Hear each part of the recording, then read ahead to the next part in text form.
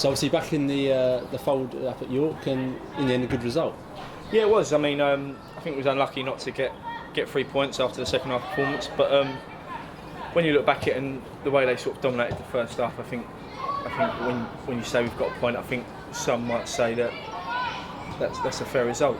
My initial reaction after the game was we could have nicked it, but having sat and watched the full game, I think obviously 15-20 minutes they could have probably been out of sight. But then, like I say, we come back in it and we got a response, which is the main thing. I think as a manager, when you get them in at half time and we change things and you ask them to do things, they come out and they responded well, and that's good, because at times this season we haven't done that. We've conceded goals and then ended up folding, so it was good to get that response. We rode our luck in the first half a little bit. They had a couple of real good chances to kill the game off, but fortunately for us, it's usually been the other way around, where we've been ahead and missing real good chances, but it was the other way around on Saturday, and we stayed in the game at 1-0 at half time, and I thought in reflection of the second half we could have gone and comfortably won the game. But, yeah, I mean, first half their formation was different, which put us off a bit, but I think when we had a few chances second half and things aren't really dropping for us. I mean, obviously the penalty is a penalty, and Kev's that header saved off the line, so I think when you look back at it, I think we could have got the 3 points, but that's the way it's going at the moment. Obviously big appeals for the penalty. Did you have a good view on that, and what were your thoughts about that? Well, I actually heard something. I think I actually heard the goalkeeper clatter Flish after he touched the ball. But and when the referee blew the whistle, I thought straight away he's given a penalty, and I think even their players did. I've seen people have come up to me and said it was a dive, but there's a picture of him clearly touching the side of my leg, and I'm not gonna. If he's touched you, you've got to go down. And the referee didn't see it like that. So.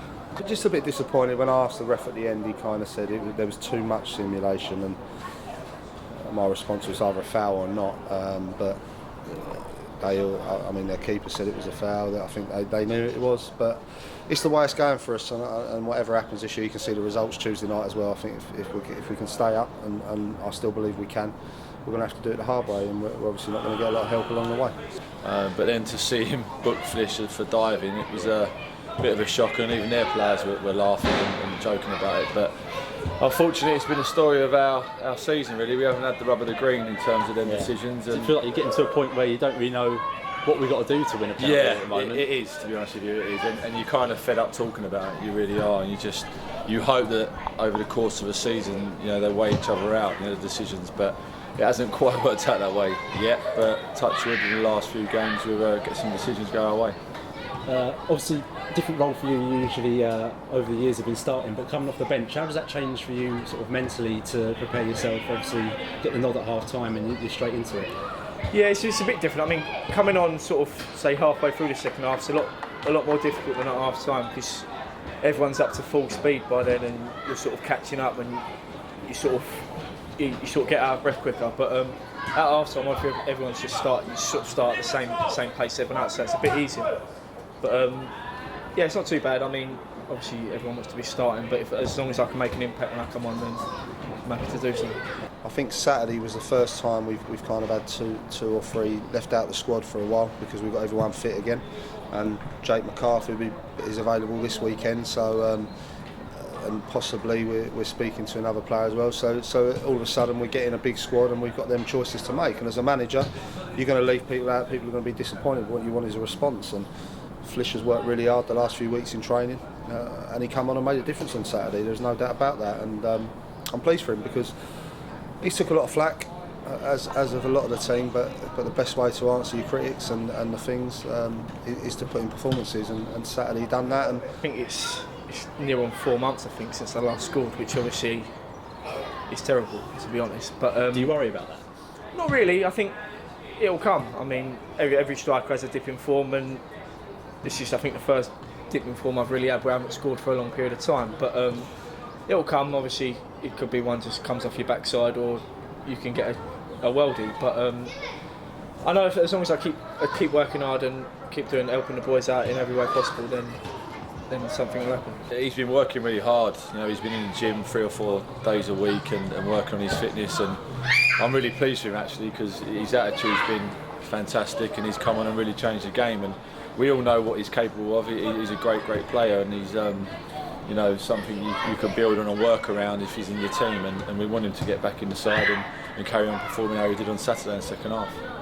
We need him now to get back to where he was and doing it for 90 minutes. But I still say the dip was going to happen at some point. He missed a lot of football and then got thrown straight back into it.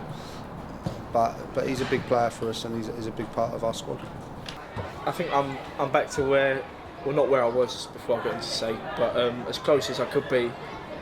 I mean, I still look, obviously the shirt's still tight, but it's a small shirt though. Yeah, it is a small shirt. I didn't get the size I wanted, but I think mentally, it's confidence-wise sometimes. I mean, I started the season well, I think, and I got a few goals and I was doing all right, but I just think sort of as you progress through during the season, teams start watching, they start figuring out how you play, and that sort of set us all back really a little bit. But I think now we're starting to get a good bond together through the team. I think we'll come strong. Obviously, the results did go basically all against us on Tuesday. How much does that bother you? Are you keeping track of them, or do you just sort of accept it as they come? Not really. Obviously, we had a friendly down here Tuesday night. Nick went off and watched Woking. For me, I think we just got to worry about our own house, and we've got to make sure we pick up wins, because at the end of the day, if teams around us lose games and we don't pick up points, it becomes irrelevant. So for us, it's making sure we're right, we pick up the 3 points, and if we can do that and get a little run together, then the rest of it will take care of itself. So that's obviously my main concern at the moment. Moving on to Monday night, you were down here for the charity match for Tom Mackeldon. You featured up front. You got a bit of 4 goals, wasn't it? Yeah, it was. Yeah. I'm not too sure how I got although Sam Reed was in goal, so I think he gave me 2 of the 3. But no, it was a great event, and I don't think I've actually seen that turnout for a charity event. There's 800 people here. 803 people in total. So fantastic, for people to come and vote with their feet and not only turn up and support, but also to donate as well. It's been a fantastic achievement from Tom and his dad, and congratulations to them. And it was great to be invited to be a part of. Tom and his dad and his sister, they're a lovely family, and it's going to a great cause. It was a bit of an emotional night, if I'm being honest here, when they both spoke at the beginning, and it was lovely to be a part of it, and it's fantastic to have been able to do it, and I know he's doing the marathon and going to raise more money, and he's a credit to his family and to his mum. So no, it was a great evening. I'm just pleased everyone turned up like they did, and it shows that they've got a lot of backing and a lot of support, and that's great. Taking away what's gone on, he's a really nice lad, and he worked really hard when he was here. So it's actually nice that everyone's actually supported him in a way, him and his family, and given something back in terms of the club, and it's great to see. You managed to get some minutes under your belt. First couple of touches a bit dodgy, were they? I thought that was good to be fair. No, yeah, a bit stiff. I've just about been able to start walking all right, but I should be okay for Saturday. Get you in the squad. Yeah. Chester, obviously, this weekend here at the Gallagher, we've actually done well recently in our home games. Obviously, Torquay, and I think everyone would say we were unlucky against Aldershot not to get the points. Yeah. So we've got to have a fair amount of confidence that then coming down here, we've got a good chance to get some points on the board. Yeah, definitely. I mean, I think you look at the performance we put in at Chester, I think I'd probably say that was probably our best performance of the season. So if we can reproduce that and show what we did against Torquay and Aldershot, and as long as we take our chances, I think we should be comfortable.